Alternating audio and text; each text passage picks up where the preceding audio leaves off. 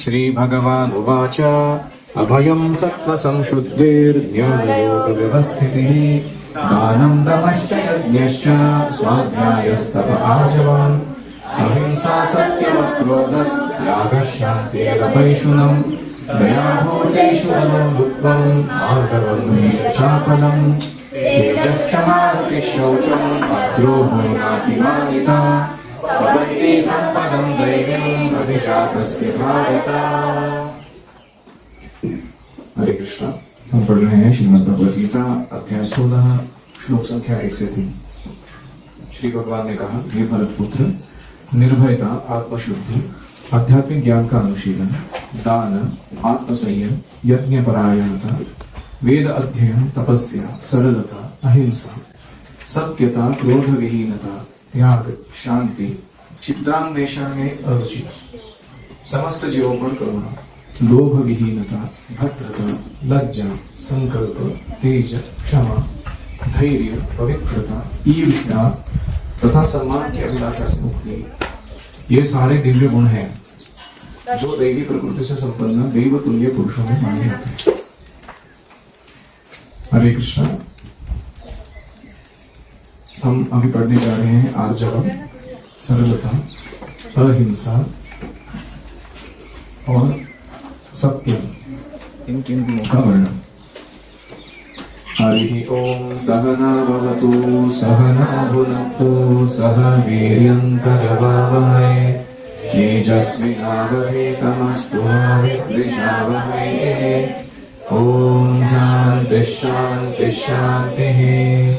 ओम अज्ञानतिमिरान्धस्य ज्ञानाञ्जनशलाकया चक्षुरुन्मीलितं येन तस्मै श्रीगुरवे नमः। जय श्री कृष्ण चैतन्य प्रभु नित्यानंद श्री अद्वैत गदाधर श्रीवासादि गौर भक्तवृंद। हरे कृष्णा कृष्णा कृष्णा हरे हरे, हरे राम राम राम हरे हरे। हरि ओम तत्सत। अभी आगे जो डेफिनेशंस व्याख्याएं प्रभुपाद जी देंगे इन गुणों की, वो बहुत शॉकिंग है। इतना गहन विचार उस क्वालिटी के बारे में शायद ही किसी ने किया होगा। सरलता, आर्जवम, ये खास करके ब्राह्मणों का गुण है। लेकिन किसी केवल एक आश्रम में पालन करने का गुण नहीं है ये। सभी आश्रमों ने इसका पालन, सभी वर्णों ने इसका पालन करना चाहिए। लेकिन मनुष्य को सरल या सीधा रहना चाहिए। इसका मतलब क्या है? एक अर्थ है कि सरलता यानी सिंपलिसिटी मीन्स नो डुप्लिसिटी, यानी कपट रहित या डबल स्टैंडर्ड्स वाला जीवन नहीं जीना। डबल स्टैंडर्ड्स क्या होते हैं? तो हमारे जीवन में 3 प्रकार के टेस्ट्स आते हैं। पहला टेस्ट है, उसको कहते हैं फ्लैश वर्सेस स्पिरिट, यानी हमारा शरीर जो जड़ है और आत्मा जो चेतन है, इनके बीच में द्वंद्व चलता रहता है। ये द्वंद्व सुबह उठते ही चालू हो जाता है। हमने देखा है, बेड से आप बाहर निकलोगे कि नहीं, संघर्ष शुरू है कि नहीं। फ्लैश क्या बोल रहा है, मेरी शरीर क्या बोल रहा है, सो जाओ। आत्मा क्या बोल रही है, स्पिरिट क्या बोल रहा है, अरे भगवान की भक्ति करो, उठे क्या पास होते हैं हम लोग। तो इसमें पहला जो वॉर है हमारा फ्लैश वर्सेस स्पिरिट वाला, उसमें हम किसको प्राधान्य देंगे? देना चाहिए स्पिरिट को, तभी वो लेवल ऊपर उठेगा हमारा, हम सरलता की ओर आगे बढ़ेंगे। जितना हम इस संघर्ष में हार जाएंगे, उतना हमारा डुप्लिसिटस द्वंद्व वाला जीवन चलता रहेगा। दूसरा बैटल है, उसको कहते हैं अपीयरेंस वर्सेस रियलिटी। ये मेंटल लेवल पे है। पहला शरीर के स्तर पर था, ये अपीयरेंस वर्सेस रियलिटी वाला बैटल किस तरह होता है? ये मन किस तरह, आप दिखते कुछ हो, अंदर से कुछ हो, बाहर से कुछ हो, करते कुछ हो। तो अपीयरेंस मतलब आप जो दूसरों को दिखाते हो, एंड रियलिटी मतलब आप जो स्वयं हो।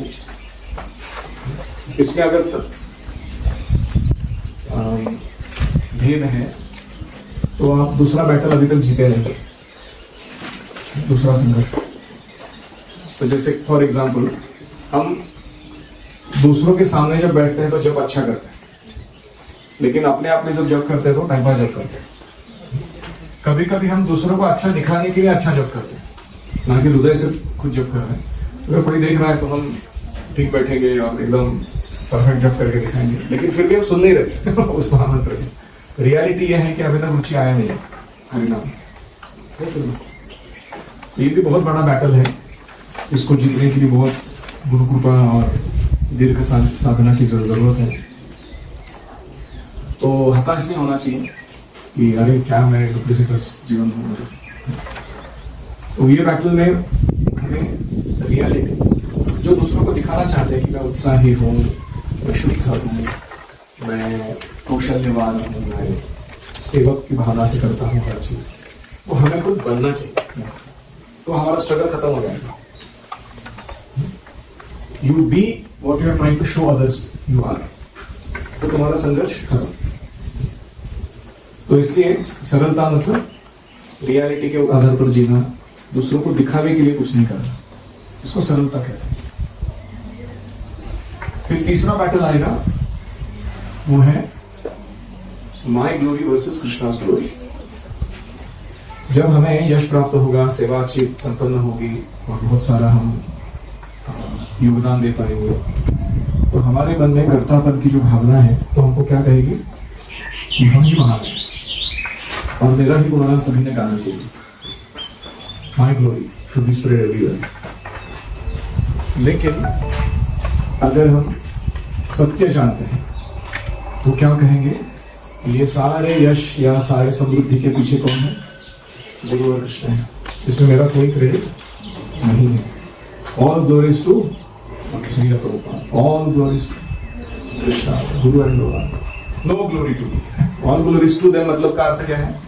नो ग्लोरी टू मी, ये उसका अर्थ है। तो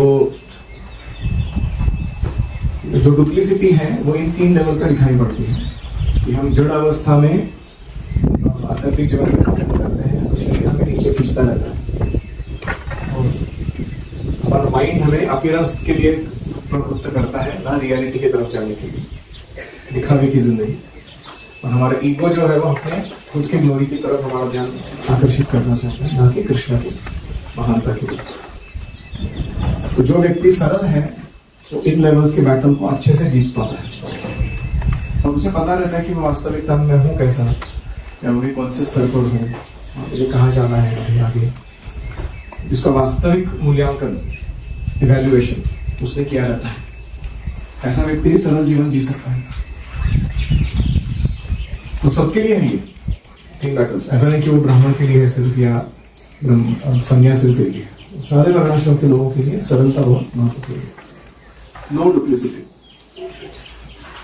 और सरलता का दूसरा अर्थ है कि जीवन को जटिल नहीं बनाना। डोंट कॉम्प्लिकेट योर लाइफ और lifestyle, keep things very simple. आहार विहार, हमारा ऑक्यूपेशन, काम धंधा और हमारा व्यवहार दूसरों के साथ बहुत सरल, ज्यादा गेसवर्क करने की जरूरत नहीं पड़नी चाहिए। इसके मन में क्या चल रहा है और करके रहा है। तो आहार सरल का अर्थ क्या है?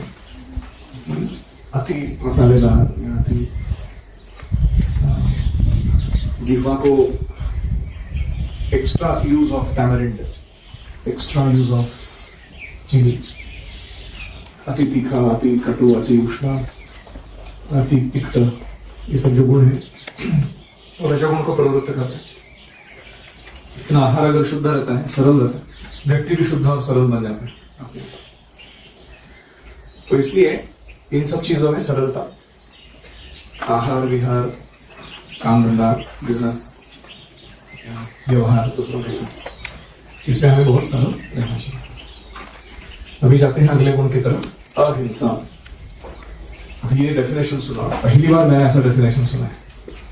अहिंसा का अर्थ है किसी जीव के प्रगतिशील जीवन को नहीं रोकना। प्रगतिशील जीवन क्या है? चेतना की उत्क्रांति, इवोल्यूशन ऑफ कॉन्शियसनेस सब जीवों का चल रहा है।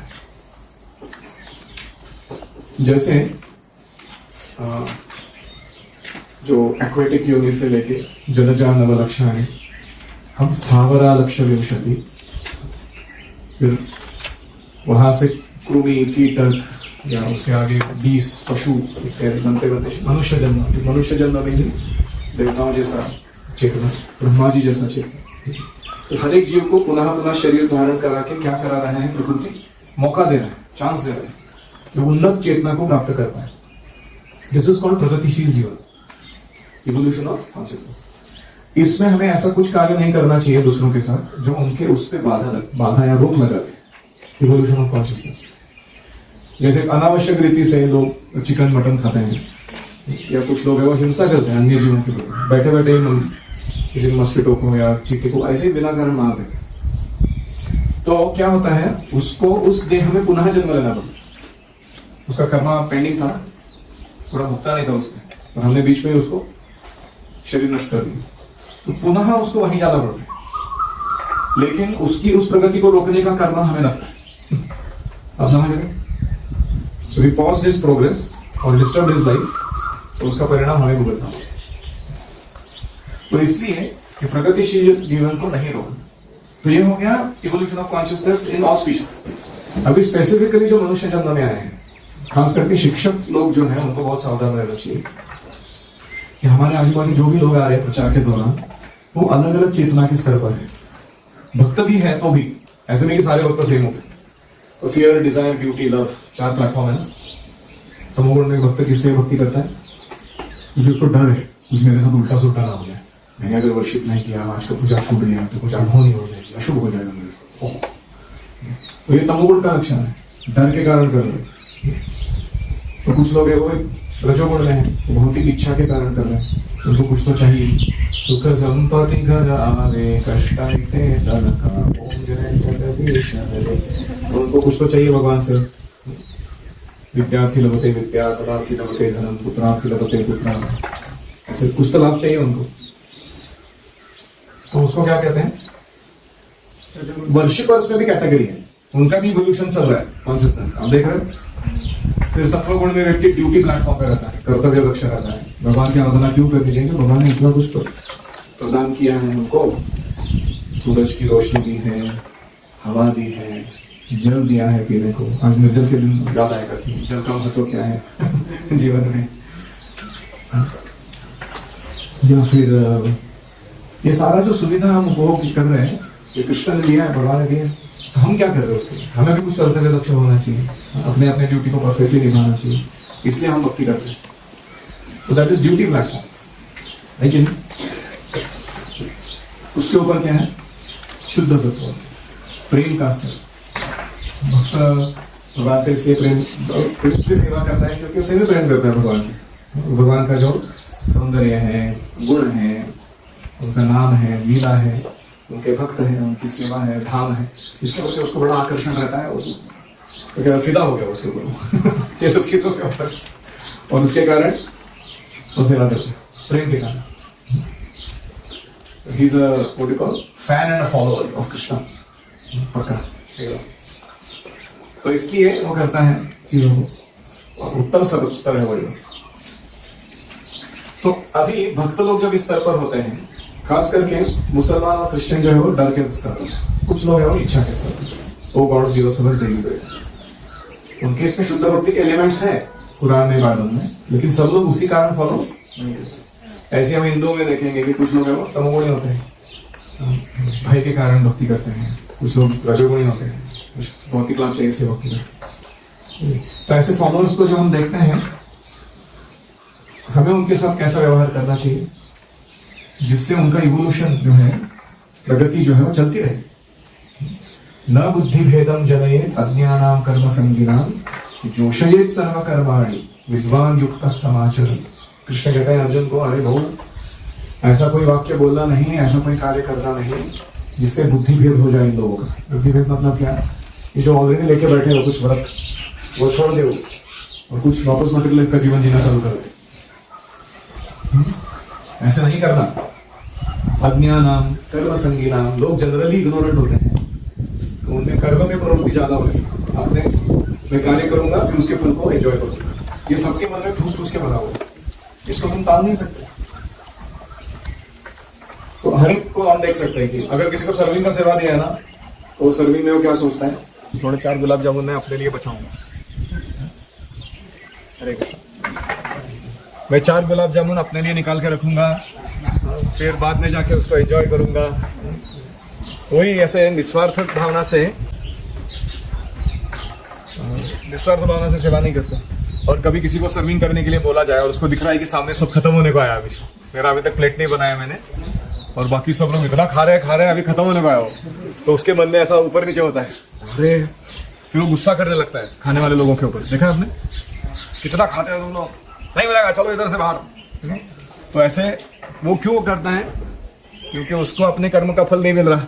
मैंने इतना सर्विंग किया, थोड़ा तो प्रसाद मिलना चाहिए था मुझे। तो इसीलिए क्या करते हैं लोग, पहले वो सर्वर का प्लेट बना के रखते हैं। सर्वर का एक बार प्लेट अच्छे से बना दिया, उसको दिखा देते हैं, तो देख यहाँ सब भरा हुआ है पूरा, अभी सर्विंग कर। फिर वो एकदम दिल खुला सर्विंग करता है, आ जाओ किसको कितना चाहिए मांगो, कोई प्रॉब्लम नहीं मुझे, ठीक है। तो मैं उदाहरण दिखा रहा हूँ कि इवन प्रैक्टिसिंग शुद्ध भक्ति के दायरे में भी बहुत सारे सूक्ष्म चीजें हैं कि लोग प्रगतिशील हैं लेकिन पूरे शुद्ध नहीं हुए वो अभी। तो ऐसे जो लोग हैं अज्ञानाम कर्म संगीना जोशयेत सर्व कर्माणि, उनको सारे कार्यों को भक्ति के साथ कैसा जोड़ना है, सारे कार्यों को भक्ति के साथ कैसे जोड़ना है, उसका ट्रेनिंग या उसका आयोजन करते रहो। और स्वयं भी युक्त समाचरण, अपनी भक्ति को बहुत अच्छे से चलाते रहो। उनसे गुस्सा होकर तो अपना भक्ति को डिस्टर्ब नहीं कर सकते, है कि नहीं।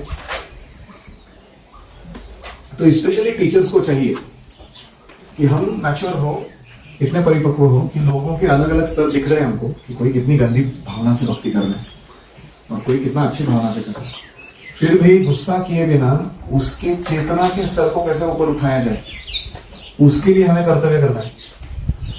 अगर हम सबके साथ झगड़ा करेंगे, उनको जलील करेंगे, उनको भगा देंगे भक्ति से, तो क्या हो जाएगा, ज्यादा टिकेंगे नहीं कलयुग में कोई, क्योंकि कलयुग में 99.99% पॉपुलेशन ऐसा ही आएगा भक्ति में, है कि नहीं। मैंने देखा है बहुत बार गोपाल कृष्ण महाराज कभी कभी कुछ भक्त बहुत उत्पटांग काम करते थे और हम लोग बड़े परेशान होते थे मैनेजमेंट, तो जाके कंप्लेंट देते महाराज को, ये लोग कैसे कर रहे हैं, परेशान कर रहे हैं, तो मैनेजमेंट ठीक से होने देता नहीं है, अपनी चलाता है। महाराज कहते थे क्या करूं, उसने मेरा शिष्यत्व ले लिया है, जैसे मैं उसको सहन कर रहा हूं आप भी थोड़ा सहन कर लो। महाराज एकदम डेंजर है इसका, just like I am tolerating you, you tolerate वो बोलते थे, जैसे मैं तुमको सहन कर रहा हूं वैसे तुम उसको सहन करो। तो इसलिए ये जो है भाव, इसको कहते हैं अहिंसा। समझ में कि मैं किसी के प्रगति में बाधक ना बनूं, जो भी उसका कृष्ण की तरफ जाने का मार्ग चल रहा है। इसीलिए आपको बहुत बुरा लगता है जब किसी बच्चे को गुरुकुल से हम बोलते हैं घर जाओ, क्योंकि हमें क्या डर लग रहा है मन में कि कहीं हमने उसका भक्ति प्रगति को रोक तो नहीं लगा दिया। क्योंकि ज्यादातर लोग जो घर जाते हैं उनका लाइफ इतना रेगुलेटेड नहीं रहता, इतना सारा ट्रेनिंग नहीं मिलता उनको, या इतने सारे एंगेजमेंट्स नहीं मिलते सेवा के। अच्छा एसोसिएशन कभी कभी डेंजरस, मतलब बाहर के स्कूलों में मिलना मुश्किल है, तो इसलिए बहुत सावधानी से निर्णय लेना होता है किसको भेजना और किसको रखना है। तो बोलने के लिए हम बोल देते हैं कि वो मेरे को परेशान कर रहा है, भगा दो उसको। इतना आसान नहीं है वो, क्योंकि अगर उसका प्रगति यहाँ रुक के हो जाता था, अच्छा थोड़ा हम सहन कर लेते थे, तो हमने उसको निकालने से वो क्या हो जाएगा, रुक जाएगा। दैट इज हिंसा। तो पहला है अहिंसा का अर्थ है किसी के प्रगतिशील जीवन पर रोक नहीं लगाना। तो पहला उसका उदाहरण है पशुवध नहीं करना, डोंट किल एनिमल्स फॉर अन्न, अपने जीवा को संतुष्ट करने के लिए आप पशुओं को मारकर मत करो जी। तो अगर प्रचुर अन्न, फल, दूध ये उपलब्ध है तो पशुओं का मांस खाने की लत क्यों लगा रखी है लोगों ने। तो एकदम ग्रॉस लेवल पे अहिंसा मतलब no animal killing, eat be vegetarian. कम से कम हिंसा करो अपने अस्तित्व के लिए। लेकिन आगे कहते हैं गुरुपाद जी, जब कोई विकल्प ना रहे तभी पशुवध किया जा सकता है। कोई कहेगा अरे तुमने तो बोला बी वेजिटेरियन, फिर अभी बोल रहे हो कि नो ऑप्शन है तो तुम मांस खा सकते हो, क्यों बोल रहे हैं ऐसा? क्योंकि मनुष्य जन्म बहुत विशेष है और उसमें व्यक्ति अपने आध्यात्मिक चेतना को आगे बढ़ा सकता है। अन्य जीवों को भी जो मनुष्य देह प्राप्त नहीं किए हैं उनको भी भगवान सेवा की सेवा में लगा सकते हैं। जैसे आप लोग ये फूल तोड़ के ला रहे हो, फल तोड़ के ला रहे हो, या फिर यहाँ कथा कीर्तन चल रहा है तो इससे चिड़िया या जो भी बैठ के सुन रहे हो, वो सारे पेड़, वो सारे पशु, वो सारे गाय जिन्होंने दूध दिया, वो भगवान की सेवा किए कि नहीं किए? किसके कारण? वो मनुष्य जो बैठा हुआ है उसने अपने कार्य को भक्ति में जोड़ने के कारण। तो इसलिए मनुष्य देह में क्योंकि ये सुविधा है तो हम कभी बहुत मुश्किल हो जाए तो मांस खा सकते हैं। ईट मीट बट प्रीच, जिसको बोला था प्रभुपाद जी ने, रामकृष्ण महाराज। कब बोला था? जो वो चाइना जाने के लिए तैयार नहीं थे प्रचार करने के लिए, वो बोलते थे वहां वेजिटेरियन फूड नहीं मिलता। प्रभुपाद जी ने बोला जाओ मीट हायर पर्पस के लिए लोअर पर्पस सैक्रिफाइस किया जा सकता है। हायर रूल फॉलो करने के लिए लोअर रूल को तोड़ा जा सकता है। तो पशुवध कैसे है? वो यज्ञ की बलि के रूप में, ना कि खुद के इंद्रिय तृप्ति के लिए। ऐसे प्रभुपाद जी कहते हैं। फिर अपनी स्वार्थ की तुष्टि के लिए किसी की प्रगति को नहीं रोकना, इसको अहिंसा कहते हैं। अभी स्वार्थ की तुष्टि क्या है? केवल जीवा नहीं। कुछ लोग होते हैं वो हमारे रुचि के अनुसार व्यवहार नहीं करते। They are not having the same tastes like us, और हम उनसे गुस्सा करते हैं। हमने देखा तो हमारे स्वाद के अनुसार नहीं अगर व्यक्ति हो तो हम उसकी प्रगति को रोक लगाते। मैंने बहुत बार देखा है, specially in higher circles of senior devotees who are very materialistic. वो क्या करते हैं, जैसे उनको दिखता है कि कोई एक वक्त बहुत प्रगति कर रहा है या बहुत पॉपुलर हो रहा है तो वो उसको दबाना चाहते हैं। क्यों? क्योंकि वो उनके रुचि अनुसार नहीं जो हो रहा है। नाम नहीं लूंगा, लेकिन मेरे ही मित्र हैं अच्छे, बहुत फेमस प्रचारक है, वो इधर आके गए हैं हमारे लिए। उनको जब उनका प्रचार बढ़ने लगा है, प्रभाव बढ़ने लगा, तो दूसरे एक बड़े कोई डिवोटी है, उन्होंने उनके प्रचार पर बैन लगा दिया। उनके अंदर दोष निकाले जो है नहीं, और उनको बोला कि अभी तुमको प्रायश्चित के रूप में 6 महीना प्रचार नहीं करना है, शांत बैठल होता। बहुत मतलब किस प्रकार की हिंसा है? भक्त होकर वो डिवोटीज की मिशन। तो हमें ईर्ष्या से मुक्त होना चाहिए। अभी ओम भैया कल को जाके मेरे से 10 गुना अच्छा प्रचारक बनेगा तो मुझे उसमें खुशी होना चाहिए कि बच्चा बस उसका काम कर रहा है, ना कि मैं सोचूं अरे ये ज्यादा फेमस हो जाएगा तो मेरे रेपुटेशन नहीं।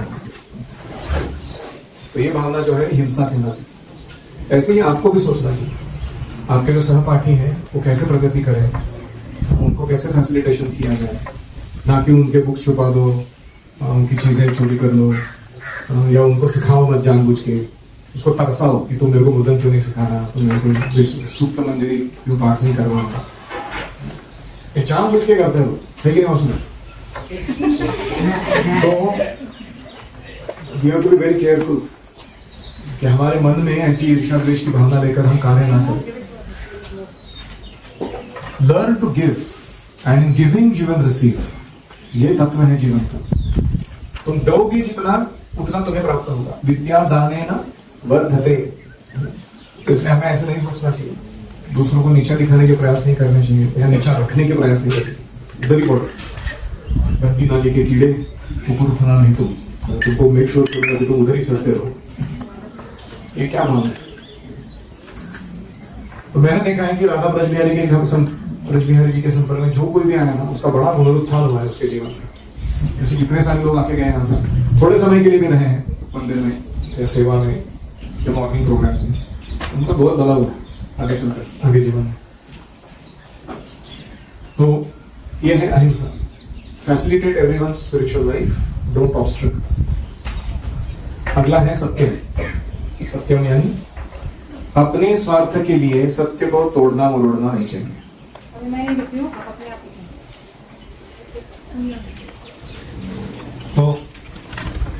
कभी कभी we twist truth for selfish purposes. आप समझ रहे हो बात? जैसे मैं किसी को पकड़ता हूँ, तूने इसको मार पिटाई क्यों किया? मैंने नहीं किया कुछ, मैंने बिल्कुल नहीं किया। मार पिटाई तो मैं करता ही हूँ।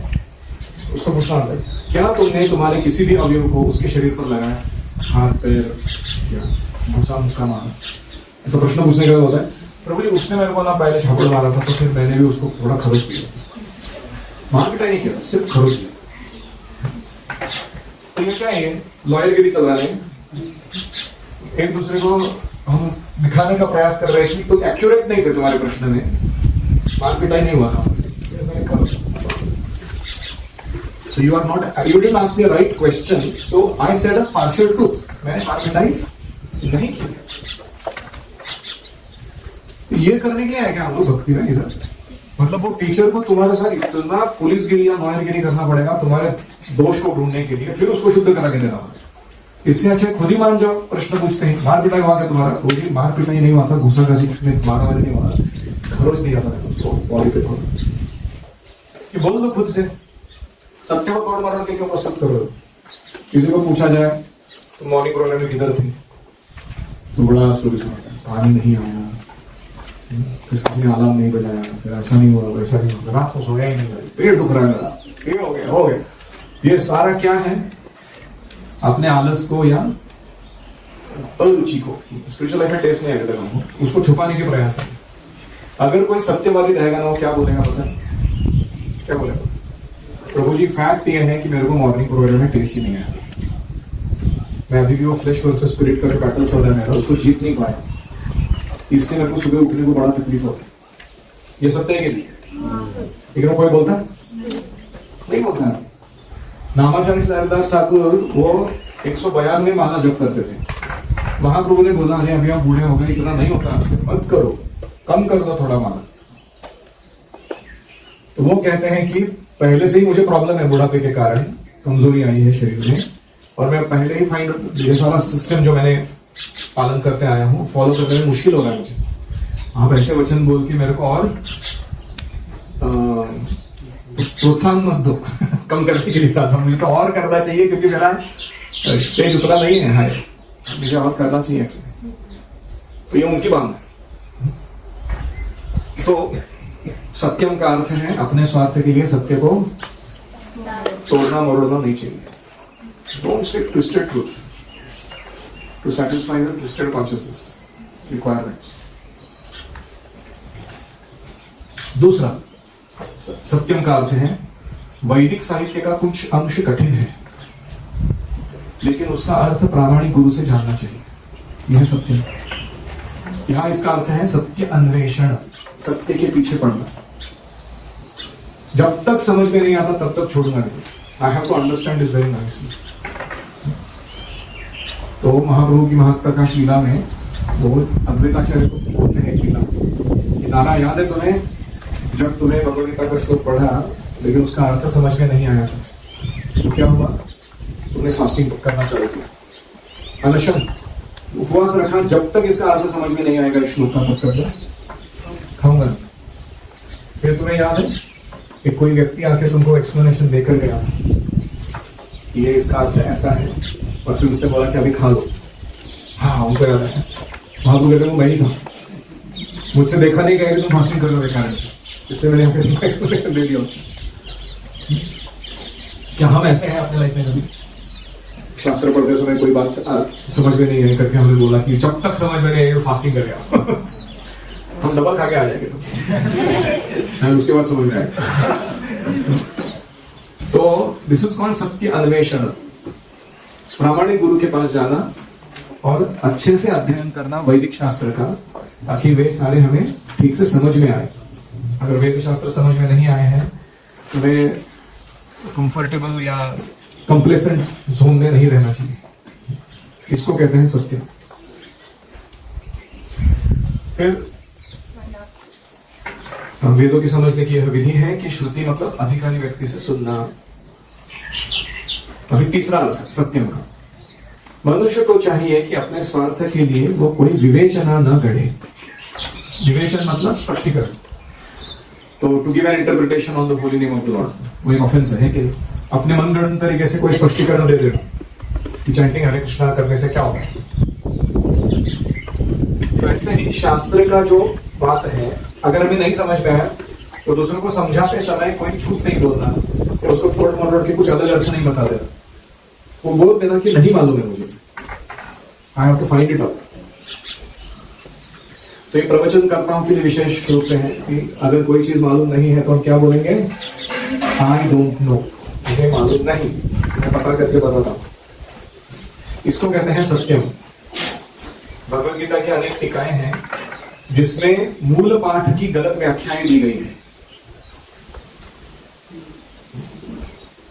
कोई लोग तोड़ मरोड़ के वो व्याख्या को चेंज करते हैं अपने एजेंडा को चलाने के लिए। शब्द का वास्तविक भावार्थ प्रस्तुत किया जाना चाहिए और इसे प्रामाणिक गुरु से ही सीखना चाहिए। तो रूपा जी कहते थे राधा कृष्णन जी की जो गीता है उसमें वो माम एकम शरणम व्रज या मनमना भव मद्भक्तु, इन श्लोकों का अर्थ क्या कहते हैं कि कृष्ण को शरण नहीं जाना है, कृष्ण पर मनन नहीं करना है, कृष्ण के अंदर एक निर्विशेष निराकार ब्रह्म है उसको शरण माना। तो ये क्या है, ये तोड़ मरोड़ के प्रस्तुत किया गया वाक्य। कृष्ण वाले छाती पे हाथ रख के बोल रहे सर्वधर्मान परित्यज्य माम एकम शरणम व्रज। कौन खड़ा है सामने, एक व्यक्ति रूप कृष्ण खड़े हैं, कोई निर्विशेष निराकार खड़ा नहीं है। तो इसलिए ऐसे वास्तविक जो भावार्थ है, कृष्ण को जो इंगित है वही बोलना चाहिए। अपना टेढ़ा अर्थ लगाकर शास्त्रों का विवेचन स्पष्टीकरण नहीं देना चाहिए। इसे कहते हैं सत्यम। तो वन सेकेंड, सत्यम का अर्थ क्या है, सच बोलो, ट्विस्ट नहीं करो उसको। दूसरा, कठिन अर्थ को समझने तक उसके पीछे लगे रहो, ऐसा नहीं कि चलो खाना खाने जाता है। तो उसका सत्यान्वेषण। तीसरा, हाँ, वो समझने का विधि क्या है अन्वेषण का, गुरु से सुनना, अधिकारी व्यक्ति से सुनना, न कि तर्क से जानना, वो सत्य का अन्वेषण। और फिर तीसरा, मूल पाठ की गलत व्याख्या नहीं करना। जो तुमको पता है वो पता है, नहीं पता है वो नहीं पता। आचार्य के अनुसार ही अपना प्रवचन दूसरों को सुनाना, अपने मन की बात नहीं बोलना। तो वो फेमस स्टोरी मैंने बताया था, दानवीर महाराज का टेन व्हाइट वॉश करते समय वो जो एकेंद्र नाम का लड़का था 6 साल का, वो प्रश्नोत्तर चल रहा था उनके पीछे। तो एकेंद्र ने प्रश्न पूछा, कुछ उनको जवाब नहीं मालूम था। उन्होंने बोला I don't know but I think, मुझे नहीं पता उसका जवाब लेकिन ऐसा हो सकता है। तो एकेंद्र ने क्या बोला, डोंट स्पेकुलेट, मानसिक तर्क से उत्तर नहीं देना, पता है तो बोलो, नहीं तो बोलो नहीं मालूम है। तो वो बोलते हैं कि दानवीर महाराज, मेरा पहला लेसन था इस भक्ति में, what is the first lesson, don't speculate. खुद को 30 बार का नहीं समझता, मेरे को सब मालूम है, मेरे अनुसार ही जीवन ऐसा जिया जाना चाहिए। अरे तुम होते हो ना, 3 गुणों से बद्ध जीव हो तुम, तुम्हारी भावनाएं, इच्छाएं, आकांक्षाएं, स्टैंडर्ड्स, मोरालिटी सब चेंज होता रहता है 3 गुणों के अनुसार। तुम होते कौन बताने वाला कि स्टैंडर्ड्स क्या होने चाहिए? आचार्य बताएंगे जिन्होंने वो 3 गुणों के ऊपर उठा के दिखाया अपने चित्र पर, हम उसके अनुसार काम करेंगे। तो ये था सत्यम इति अर्थ। वंस अगेन, हमने पहले देखा सरलता, सरलता के 2 अर्थ बोले मैंने। पहला क्या था, हाँ, डुप्लिसिटी को टालना। सरलता का अर्थ है कि जो डबल स्टैंडर्ड्स हम जीते रहते हैं, फ्लैश में अटके हुए फिर भी स्पिरिचुअल लाइफ फॉलो करने का दावा कर रहे हैं, अपीयरेंस में अटके हुए फिर भी रियल होने का दावा कर रहे हैं, अपने ईगो में अटके हुए फिर भी ईगो नहीं है मेरा ऐसा दिखाने का फॉल्स प्रयास है, ये डुप्लिसिटी है। तो पता होना चाहिए क्या है ऐसा, ऐसा नहीं कि हम आत्महत्या कर लेंगे उसके कारण। तो ये सत्यता को जानना, ये सरलता का स्टेप नंबर 1 है। फिर दूसरा अर्थ क्या कहा सरलता का, आहार, विहार, व्यवहार, विचार और सेवा या काम धंधा, ये सब सरल रखने का, बहुत सरल, complicated. Modern jobs are very complicated actually, इतनी जटिलता होती है चीजों को करने।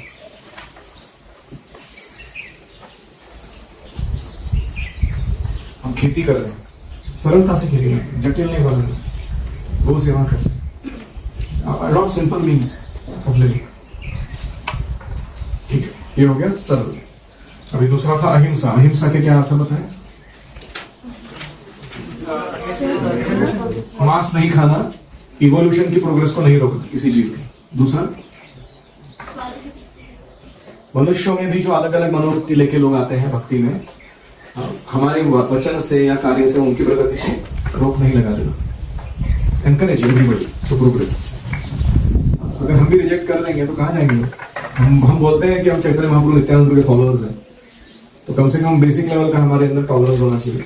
लोग ऐसे उटपटांग होते ही, तो बहुत सावधानी से उनको प्रगति करने के लिए प्रोत्साहन देना चाहिए। और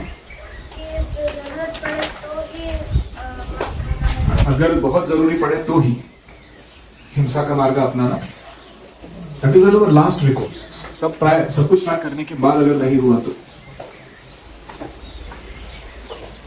ठीक है। एनी कमेंट्स, क्वेश्चंस और रिफ्लेक्शंस?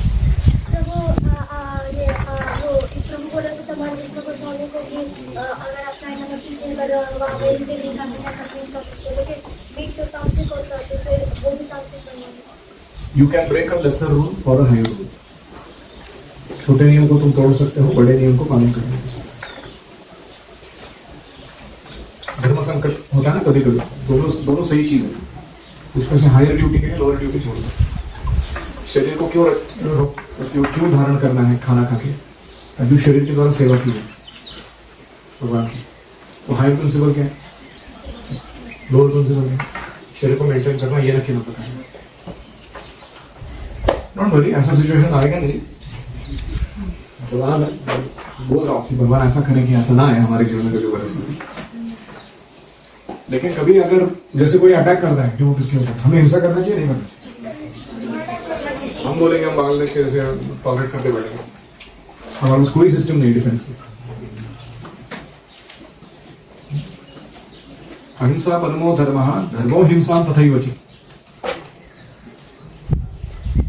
धर्म के लिए, उसकी रक्षा के लिए, स्वधर्म नित्य धर्म की रक्षा के लिए अगर किसी को हिंसा करनी पड़े, वो धर्म है, वो है अहिंसा। परम धर्म है, और जो हिंसा इस कारण से की गई है ताकि हम अपने स्वधर्म नित्य धर्म की रक्षा करें, वो भी धर्म है। दूसरा लाइन हमें हिंदुओं को से पहला लाइन पढ़ाया जा रहा है, इसलिए प्रॉब्लम हो रहा है।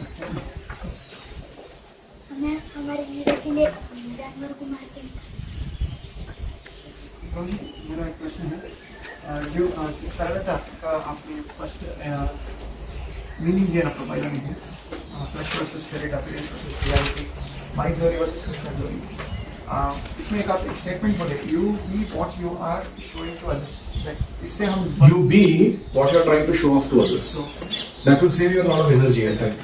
हम इसको कैसा प्रैक्टिकली प्रैक्टिस कर सकते हैं?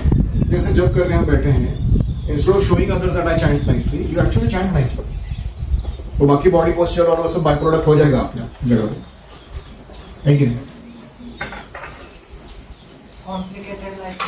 कॉम्प्लिकेटेड जटिल जीवन जीना, जैसे लोग कपड़े जो पहनते हैं वो कोई स्नेक स्किन से लाते हैं, कोई खरगोश का स्किन से बनाते हैं, कोई क्रोकोडाइल का, अजीब तरीके का हिंसा करके अपना शरीर को सजाते हैं लोग। इतना जटिल क्यों जीना?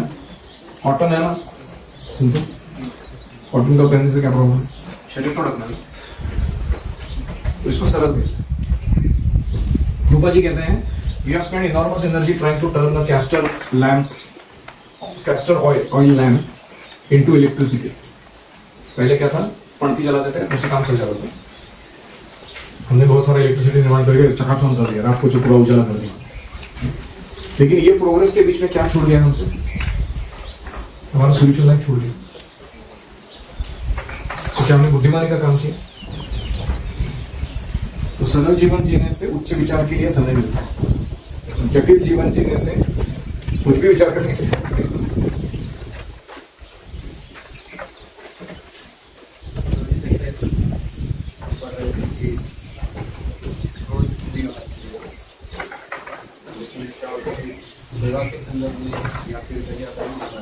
हमारे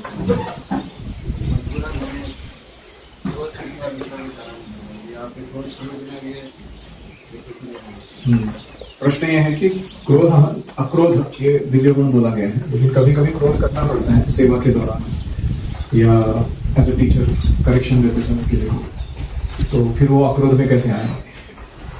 और please repeat, we have to use temper, not lose temper. हमें क्रोध को उपयोग में लाना है भगवान की सेवा में, ना कि अपना आपा खो गए कुछ भी बड़बड़ करके, कुछ भी चिल्ला के करना। तो हाउ टू यूज टेम्पर, क्रोध को उपयोग में कैसे लाएं? उसका स्टेप नंबर 1 है क्लैरिफाई नीड्स एंड वैल्यूज। क्या तुमने गड़बड़ किया? किस धर्म तत्व के विरुद्ध चला गया? वो कौन से मूल्य, कौन से दूसरों की जरूरतों का तुमने हानि करा दी? वो बहुत क्लियरली बोल रहे हैं। देखो, कभी भी तुमको दंड मिलने से पहले तुम्हारे टीचर क्या करते हैं? तुमको पहले बुलाते हैं, क्या गड़बड़ किया वो बोलते हैं एग्जैक्टली। फिर बोलते हैं ये करने से आगे क्या कॉन्सिक्वेंस आएंगे, जो तुम गलती आगे कर रहे हो उसका तुम्हें क्या परिणाम भुगतना पड़ सकता है। वो परिणाम न आए और तुम्हारा आत्मसंयम बढ़े, इसलिए मैं अभी तुम्हें दंड दे रहा हूं, ये दंड स्वीकार करो। तो यह है क्रोध दिखाने का तरीका। सिर्फ शाउटिंग हाउलिंग येलिंग से क्या होने वाला? ना उसको कुछ समझ में क्या गलती हुआ, फिर वो धर्म का कहाँ हानि हो गया मेरा, वो समझ में नहीं है। कॉन्सिक्वेंसेस क्या वो समझ में नहीं है। चॉइसेस कैसे करने नहीं समझ में आया। दंड क्यों मिला नहीं समझ में आया। तो ऐसा रजोगुणी क्रोध किस काम का? तो सात्विक होकर बोलना चाहिए, ये गड़बड़ किया तुमने, ये कॉन्सिक्वेंसेस आते हैं, अगले टाइम ये चॉइसेस करने हैं, और अभी के लिए प्यूरिफिकेशन के लिए दंड दे, ताकि इसका कॉन्सिक्वेंस नहीं आया। शिक्षक दंड दे दिया, जैसे किसी ने फॉर एग्जांपल मारामारी किया, शिक्षक ने उसको बोला कि तुम एक मील फास्ट करोगे या तुम प्रोजेक्ट्स के लिए जाओगे, जो भी। तो जो मारामारी किया था उसने वैष्णव के साथ, उसका जो अपराध लगा था या उसका जो कर्म आने वाला था वो चला गया, क्योंकि उसने दंड स्वीकार किया। तो क्या अच्छा है? तो वेट करना है तुमको वो अपराध का फल आने तक, जो बहुत बुरा रहेगा एक्चुअली। और ऐसा होता है, आप देखोगे कभी कभी आपको जोर से लग जाती है, या कोई बीमारी आती है, या किसी को कोई फाइनेंशियल लॉस होता है, रिप्यूटेशन लॉस होता है उसमें, तो उसका मेन कारण क्या होता है? उसने कभी तो गलती किया था और उसका दंड नहीं लिया था, तो वो दंड प्रकृति ने दे दिया उसको, गुरुजी ने नहीं। लेकिन प्रकृति का दंड किलो में होता है, गुरुजी का दंड ग्राम्स में होता है वो फर्क है। प्रकृति जब दंड देती है, ऐसा भयंकर दंड देती है, एकदम लॉ के अनुसार देती है। इतना मैग्नीट्यूड का क्राइम किया उतने मैग्नीट्यूड का दंड मिलेगा। गुरुजी दंड देते हैं, वो क्या रहते हैं? वो करुणा से दिया हुआ रहता है, कंपैशन से, बहुत कम रहता है, टोकन रिएक्शन रहता है वो। तो इसलिए हमें जब ये पता है फिलोसफी पूरा, तब हम क्रोध करने के लायक हैं। नहीं तो हमको हमारा क्रोध निगेटिव कॉन्सिक्वेंस देंगे।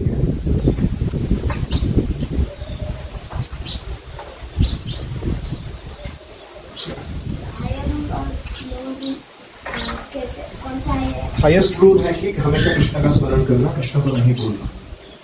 बाकी सारे रूल्स किस लिए हैं? ये इसको फॉलो करने आए, ये फॉलो करने आए इसलिए। जैसे हम खाना खाने का हाथ धोते हैं, पैर धोते हैं, कुल्ला करते हैं, क्यों? So that we remember Krishna and never. अगर हम नहीं करेंगे इसको तो हम तमोगुण में चले जाएंगे, अनक्लीननेस के कारण, और कृष्ण का स्मरण क्या करें? तो high rules higher engagement, lower engagement, higher duty, lower duty, ये हमेशा जीवन में समझ में आना चाहिए। अगर हमने कुछ गलती की है और गुरु ने दंड दिया और हम उनको टाले, तो मतलब वो जो प्रकृति दंड जो अगर गुरुजी का दिया दंड टालने का प्रयास किया, जैसे मैं बोलता हूँ 10 पुशअप 10 सिट अप मारो, कुछ लोग आकाटी मारो, दो पेंडिंग रखा था, उसका कॉन्सिक्वेंस आएगा।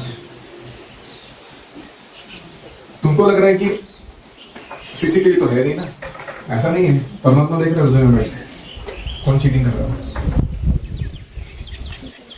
तो इसलिए दंड भी ऑनेस्टली भुगते।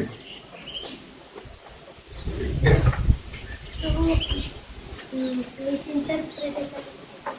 मिस इंटरप्रिटेशन, गलत स्पष्टीकरण देना,